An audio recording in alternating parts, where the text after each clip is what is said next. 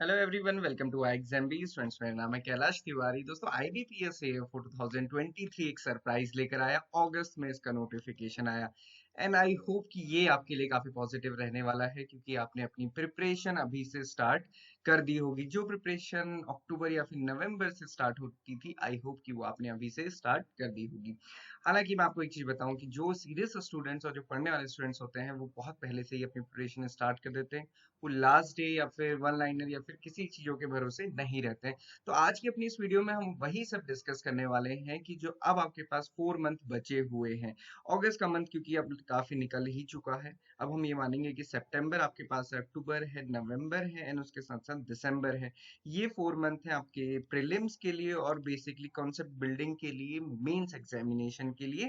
तो इन 4 मंथ में क्या मंत्राज आपको लेके चलने हैं जिससे कि आपका फाइनल सिलेक्शन होगा, तो ये अपनी आज की इस वीडियो में हम डिस्कस करने वाले हैं। सो दोस्तों, अगले 4 महीने के लिए इन 4 मंथ को आपको अपना जीवन बनाना है, सो दैट आपको आईबीपीएस एएफओ एग्जामिनेशन क्लियर करने में आसानी हो।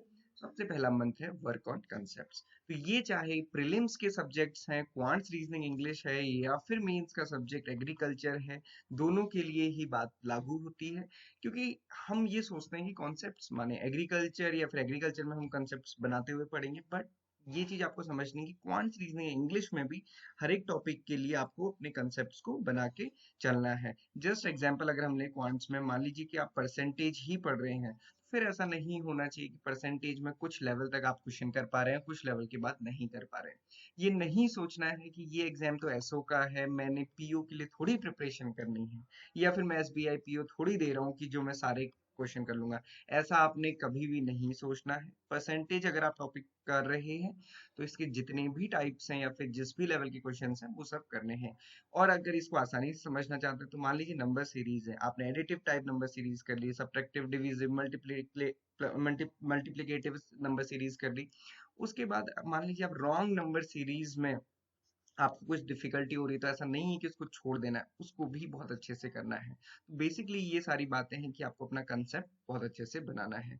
सिमिलरली अगर हम रीजनिंग की बात करेंगे, तो रीजनिंग में भी कोई भी टॉपिक है, चाहे कोडिंग डिकोडिंग ही है, तो फिर उसमें चाइनीज डिकोडिंग डिकोडिंग वो भी आपको बहुत अच्छे से आना चाहिए। उसके साथ साथ सीटिंग अरेंजमेंट, पजल्स, ये सारी चीजें अभी से बहुत अच्छे से करनी है। ऐसा नहीं है कि इसको छोड़ना है।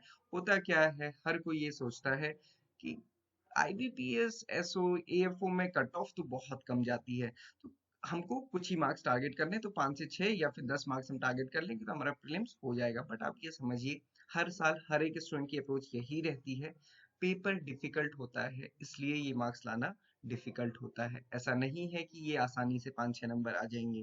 तो इस बात को आप बहुत अच्छे से समझिए और अपने कंसेप्ट पे वर्क कीजिए। फिर चाहे एग्रीकल्चर के कंसेप्ट क्यों ना हो, जेनेटिक्स एंड प्लांट ब्रीडिंग है, चाहे फिजियोलॉजी है, बहुत अच्छे से आपको उनको पढ़ना है, समझ के पढ़ना है। कहने का मतलब है, इस टाइम पे कोई भी रिवीजन बुक से नहीं पढ़ना है, कोई भी ऐसी बुक नहीं जिसमें कि पूरा एग्रीकल्चर एक ही सिंगल बुक में है, वो बुक आपको अभी रेफर नहीं करनी, वो लास्ट में रेफर कीजिएगा। चाहे कहीं से भी, आईएक्सएमबी में भी हम नोट्स प्रोवाइड करते हैं, शॉर्ट नोट प्रोवाइड करते हैं, बट साथ ही साथ हम लाइव क्लासेस करते हैं जिसमें कि हम कंसेप्ट को बहुत अच्छे से डिस्कस करते हैं। तो वो डिस्कशन पे आपको बहुत ज्यादा फोकस करना है। तो सबसे पहला मंत्र है कंसेप्ट पे वर्क करना है। सेकंड मंत्र है कि कोई भी शॉर्टकट नहीं है। तो ऐसा नहीं है कि कंसेप्ट को आप रिप्लेस कर देंगे वन लाइनर से। वन लाइनर कभी भी सब्स्टिट्यूट नहीं हो सकता है आपके किसी भी कंसेप्ट का। तो मैक्सिमम पढ़ाई करनी है, कोई भी शॉर्टकट नहीं होता है, ना है। ओके, ये मत सोचेगा जो मैंने आपको अभी बताया कि 5 से 6 नंबर लाना है, तो 5 से 6 नंबर के लिए मैं 10 to 15 मार्क्स टारगेट कर लूंगा, ऐसा नहीं है। आपको पूरे ही कंसेप्ट के लिए या फिर पूरे ही टॉपिक्स को प्रिपेयर करके जाना है।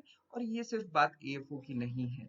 एएफओ बनने के बाद डेफिनेटली आप जब आगे एग्जामिनेशंस के लिए प्रिपेयर करेंगे, तो आपको ये बहुत कॉन्फिडेंस दिलाएगा। और अभी भी जब आप एएफओ में जाएंगे ना, फिर आप पूरे कॉन्फिडेंस के साथ जाएंगे। आपको ये डर बिल्कुल भी नहीं होगा कि मेरे पास केवल 5 टॉपिक है, अगर इन 5 टॉपिक से क्वेश्चन नहीं आए तो क्या होगा।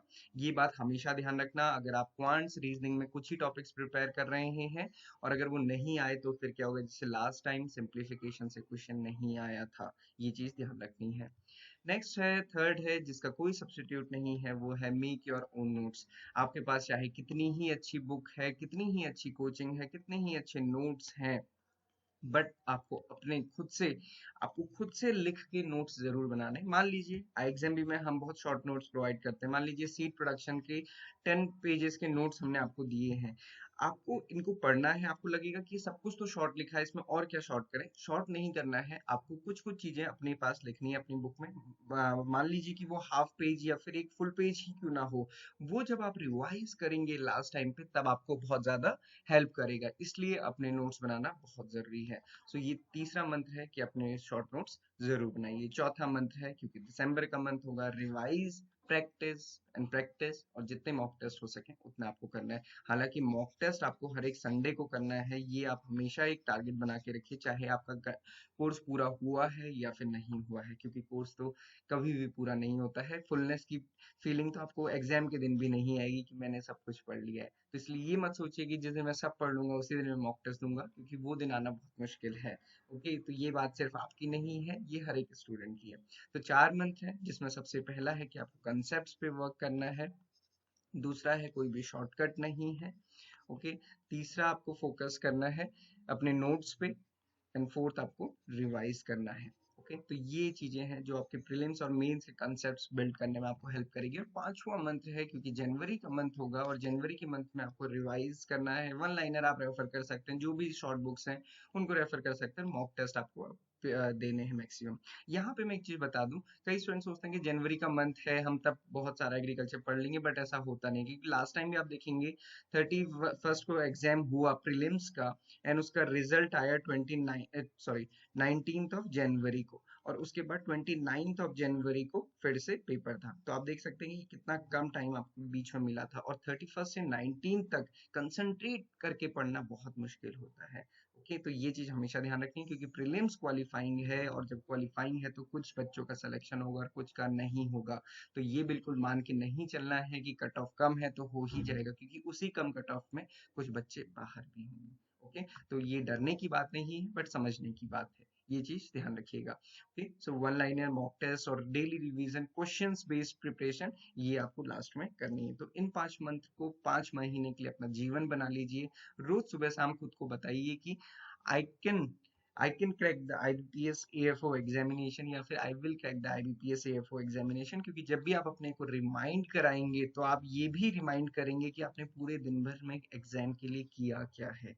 ओके, तो अगर मान लीजिए आपने कुछ नहीं भी किया है तो अगले दिन आप मजबूर होंगे कुछ ना कुछ जरूर पढ़ने के लिए। सो इस तरीके से आप अपनी प्रिपरेशन कर सकते हैं। और एक चीज हमेशा ध्यान रखिए, यू आर द बेस्ट। आपका कोई सब्स्टिट्यूट नहीं है, आपका कोई कंपटीशन नहीं है। आप सबसे बेस्ट हैं, और अपनी पढ़ाई के टाइम पे बेस्ट रहिए, एग्जाम के टाइम पे बेस्ट रहिए, आपका रिजल्ट भी सबसे अच्छा होगा। Mock test, previous year paper आपको हमारी वेबसाइट पे फ्री मिल जाएंगे, आप उन्हें अटेम्प्ट कर सकते हैं। So this is all for today. अपना संडे एंजॉय कीजिए, इन 5 मंथ को थोड़ा सा फोकस कीजिए, और अपनी कमेंट बॉक्स पे आपके जो भी माइंड में चीजें आती हैं उनको जरूर शेयर कीजिए। Thank you for watching this video and have a great day.